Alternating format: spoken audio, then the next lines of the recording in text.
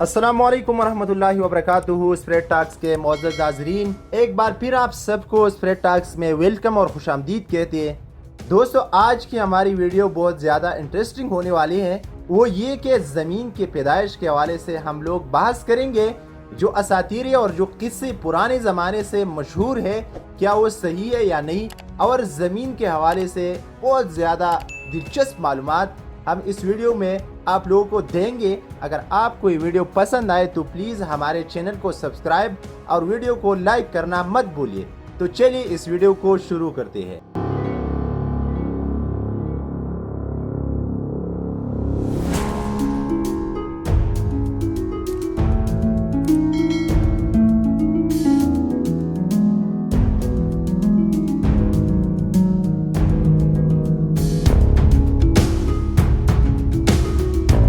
ناظرین گرامی، سب سے پہلے ہم جس بارے میں بات کریں گے وہ یہ ہے کہ زمین کی تخلیق کیسے اور کیوں ہوئی، لیکن ان سے بھی اہم یہ ہے کہ زمین کہاں پر اور کس چیز کے لیے یہ پیدا کی گئی ہے۔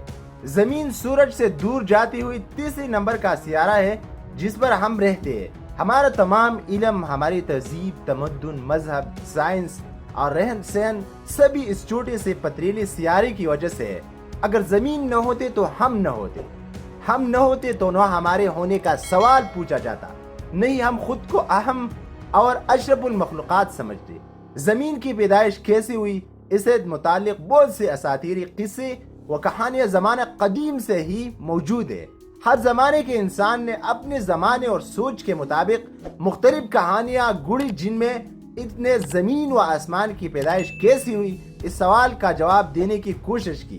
مگر آج ہم سائنس کے ذریعے سے حاصل کی گئی علم کے ذریعے زمین کی وجود میں آنے کی سوال کا جواب انتہائی آسان طریقے سے دے سکتے ہیں۔ جب زمین کی وجود کا سوال اٹھایا جاتا ہے تو ہم سوچنے پر مجبور ہو جاتے ہیں کہ یہ وسیع و عریض سیارہ کیسے وجود میں آیا، کیسے بنا۔ اس سوال کا جواب وقت کے لحاظ سے انتہائی طویل ہے، کیونکہ زمین کی پیدائش کے لیے بنیادی محرکات زمین کی پیدائش سے کئی پہلے وجود میں آ چکے تھے، بلکہ ہم یہ نہیں کہہ سکتے کہ زمین کے وجود کے لیے محرک الاول خود بگ بینگ تھا۔ بگ بینگ کے بعد جب کائنات پیدا ہوئی تو اس وقت 99% سے بھی زیادہ مقدار ہائیڈروجن گیس کی تھی، باقی 1% سے بھی کم مقدار میں ابتدائی طور پر ہیلیم بھی وجود میں آئی تھی۔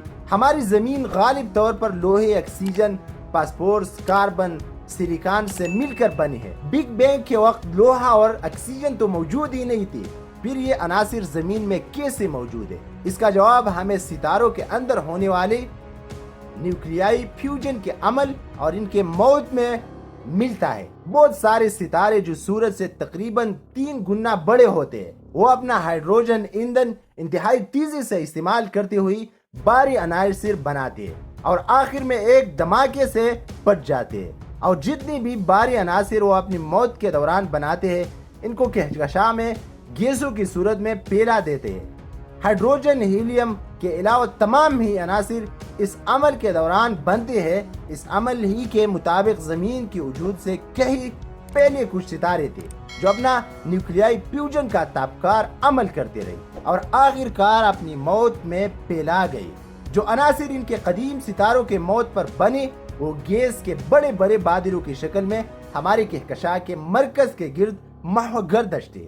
ہم نہیں جانتے کہ یہ گیسوں کا بادل کتنا عرصہ کہکشاں کے مرکز کے گرد محو گردش کر رہا، مگر آج سے تقریباً 4.7 ارب سال پہلے اس گیسوں کے بادل کے قریب ہی میں کسی سپر نوا ستارے کے پھٹنے سے ایک ایسا دھماکہ پیدا ہوا جس سے اس گیسوں کے بادل میں استزلال کی لہریں دوڑ گئی، اور انہی لہروں کے باعث یہ گیسوں کے بادل اپنی ہی ثقالت کے باعث سمٹنے لگے۔ اس وقت اس گیسوں کے بادل میں گیس نے آپس میں مل کر کربوں کی تعداد میں شہابیوں کو جنم دیا۔ یہ شہابی اس گیسوں کے بادل میں ہائیڈروجن اور دوسرے ہلکی گیسوں کے علاوہ پائے جانے والے عناصر کے ملنے سے بنے، مگر اس گیسوں کے بادل کے مرکز پر موجود گیس اندر کی جانب گرنے سے سورج کی پیدائش ہوئی۔ مگر دوسرے ایسے مراکز جہاں پر گیس گری وہاں ہمارے بڑے گیسی ستارے یعنی مشتری، زحل اور نیپچون کا جنم ہوا۔ ہمارے نظام شمسی کا بیرونی حصہ ہے، مگر سورج اپنی پیدائش کے دوران تابکاری خارج کر کے اپنے قریب میں مادے کی صفائی کرنے لگا، یعنی قریب میں پائی جانے والی ہائیڈروجن گیس یا تو سورج نے خود جذب کر لی یا پھر اس کو اپنے ابتدائی دنوں میں انتہائی قوی تابکاری خارج کرنے کے دور میں برے دھکیل دیا، جس کے باعث یہ گیس جا کر مشتری کی مدار تک پہنچ گئی۔ مگر دوسری جانب پتریلی شہابیں جو نظام شمسی کے پیدائش کے عمل کے دوران پیدا ہوئی تھی، سورج سے خارج ہونے والی تابکاری کے باوجود سورج سے قریب یعنی اندرونی نظام شمسی میں موجود رہی۔ اس وقت اندرونی نظام شمسی یعنی ہمارے نظام شمسی کا وہ حصہ جو سورج سے سیارہ مریخ تک ہے، سورج کے گرد محور گردش کیرو شہابیوں کی اماج گاہ تھی۔ یہ شہابی اپنی مداروں میں سورج کے گرد گھوم رہے تھے اور ایک دوسرے سے ٹکراتے رہتے تھے۔ یہ نومولود نظام شمسی ہمارے نظام کے مقابلے میں انتہائی غیر مستحکم تھا۔ کوئی بھی شہابیہ اپنی اصل حالت میں رہ پانا ممکن نہ تھا۔ اسی دوران کشش ثقل کے باعث مختلف حصوں میں بڑی شہابیوں نے چھوٹی شہابیوں کو کشش ثقل کے باعث کھینچ کر اپنے اندر شامل کرنا شروع کر دیا۔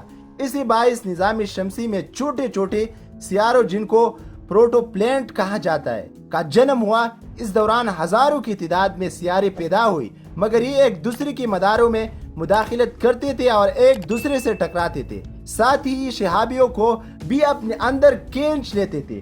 اس وقت میں ہر سیکنڈ میں نظام شمسی میں کروڑوں بلکہ اربوں کی تعداد میں اجسام ایک دوسرے سے ٹکرا رہے تھے۔ شہابے شہابیوں سے ٹکراتے، سیارے سیاروں سے، شہابے سیاروں سے، اور پھر چھوٹے سیارے بڑے سیاروں سے ٹکرا کر ان میں ضم ہو جاتے تھے۔ اس وقت نظام شمسی میں پائے جانے والے تمام ہی سیارے جلتی ہوئی پتھر کی گیندوں کی طرح تھے۔ یہ اپنے ارد کے مادوں کو کھینچ کر اپنے اندر شامل کر رہے تھے، اور ہر بار جب بھی یہ کسی شہابیوں کو اپنے اندر شامل کرتے تو ٹکراؤ کے باعث درجہ حرارت اس قدر بڑھ جاتا کہ پوری کے پوری سیارے آگ کی لپیٹ میں آ جاتے۔ یہ عمل کروڑوں سال تک چلتا رہا، حتیٰ کہ سورج سے باہر جاتے ہوئے دائروں میں چھوٹے سیاروں کے ملاپ سے 4 بڑے سیارے یعنی عطارد، زہرہ، زمین اور مریخ بن گئی۔ مگر ان کے علاوہ ابھی بھی اندرونی نظام شمسی میں بہت سے چھوٹے چھوٹے سیارے اور شہابیں موجود تھے جو ان سیاروں سے مسلسل ٹکرا رہے تھے۔ ہمارے 4 سیارے اپنے بڑے حجم کے بجائے ان باقی چھوٹے سیاروں سے کہیں زیادہ کشش ثقل رکھتے تھے، جس کے باعث جب چھوٹی سیاری ان سے ٹکراتی تو ان سیاروں میں ضم ہو کر بڑے سیاروں کے مادے اور حجم میں اضافہ کرتے تھے۔ آنے والے کروڑوں سال تک یہی عمل چلتا رہا، حتیٰ کہ یہ 4 سیارے اپنے ارد گرد شہابیوں کو کشش ثقل سے کھینچ کر اپنے اندر ضم کرتے رہے۔ ایسا ہونے سے اندرونی نظام شمسی کا مطالعہ صاف ہو گیا۔ یہی عمل بیرونی نظام شمسی میں بھی ہوا۔ گیسوں کو سورج سے ابتدائی دور میں خارج ہونے والی تابکاری نے پردے دھکیل دیا، باقی کا مادہ اور گیسیں سیاروں نے اپنے اندر جذب کر لی۔ اس طرح سے نظام شمسی ایک شفاف جگہ بن گئی۔ اس عمل کے دوران سورج سے تیسری دوری پر ہماری زمین کا جنم ہوا۔ اس وقت زمین پگھلی ہوئی پتھروں سے بنی ہوئی ایک گیند تھی۔ اس کی سطح پر ٹھوس پتھروں کے بجائے لاوے کا ایک سمندر تھا۔ کروڑوں سال تک یہ عمل چلا اور زمین کچھ ٹھنڈی ہوئی، مگر پھر ہماری ہی قرب بجوار میں موجود ایک چھوٹا سیارہ جس کو سیاستدان تہیا کے نام سے پکارتے ہیں، محور گردش تھا۔ اسی سیارے کا مدار زمین کے مدار سے میل کھاتا تھا، جس کے باعث یہ سیارہ زمین سے ٹکرا گیا۔ اس سے زمین کے باہری سطح یعنی کرسٹ علیحدہ ہو کر خلا میں چلی گئی اور زمین اور تہیا دونوں کے آہنی مراکز آپس میں مل گئی۔ اس سے زمین کے حجم میں خاطر خواہ اضافہ ہوا اور زمین اپنے موجودہ حجم جتنی بڑے ہو گئی، مگر زمین کے کرسٹ کا وہ حصہ جو خلا میں معلق ہوا ایک گیند کی شکل اختیار کر کے زمین کے گرد محور گردش ہو گیا۔ اس گیند کو ہم آج چاند کہتے ہیں۔ ابتدائی طور پر چاند زمین کے انتہائی قریب تھا، مگر وقت گزرنے کے ساتھ ساتھ یہ زمین سے قدری دور ہو گیا۔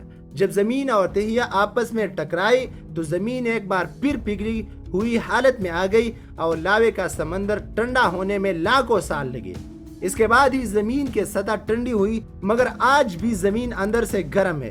کیونکہ اس کی پیدائش کے دوران ہونے والے انگنت ٹکراؤ سے پیدا ہونے والی حرارت آج بھی اس کے اندرون میں موجود تابکار مادوں کی حرارت کے ساتھ مل کر اس کو اندر سے گرم رکھتی ہے، اور یہی عمل پلیٹ ٹیکٹونک کے عمل کو چلاتا ہے۔ زمین کی پیدائش آج سے تقریباً 4.54 ارب سال پہلے ہوئی۔ زمین پر پائے جانے والے قدیم ترین پتھر ریڈیو میٹرک ڈیٹنگ کے مطابق تقریباً 4.5 ارب سال پرانے پائے گئے ہیں۔ ساتھ ہی مختلف شہابیوں کی ریڈیو میٹرک ڈیٹنگ کے ذریعے ان کی عمر تقریباً 4.6 ارب سال پائی گئی ہے۔ اب جیسا کہ ہم جانتے ہیں کہ شہابی نظام شمسی کی پیدائش کے وقت ہی موجود میں آئے تھے، اس لیے ہم کہہ سکتے ہیں کہ ان کی ریڈیو میٹرک ڈیٹنگ سے ہمیں زمین اور نظام شمسی کی پیدائش کے وقت کا درست تعین ہوتا ہے۔ ناظرین گرامی، یہ تھا سائنس کی روح سے زمین کی پیدائش اور زمین کیوں بنائی گئی، اس کے حوالے سے ہم نے آپ کو معلومات دی۔ انشاءاللہ اگلی ویڈیو میں ہم آپ لوگوں کو بتائیں گے کہ اسلام کا اس حوالے سے کیا نقطہ نظر ہے کہ زمین کیسے پیدا ہوئی، یہ ساری کائنات کیسی ہمارے سامنے جو نظر آ رہی ہے کیسے وجود میں آئی۔ تو اگلی ویڈیو میں ہم اس پر بحث کریں گے۔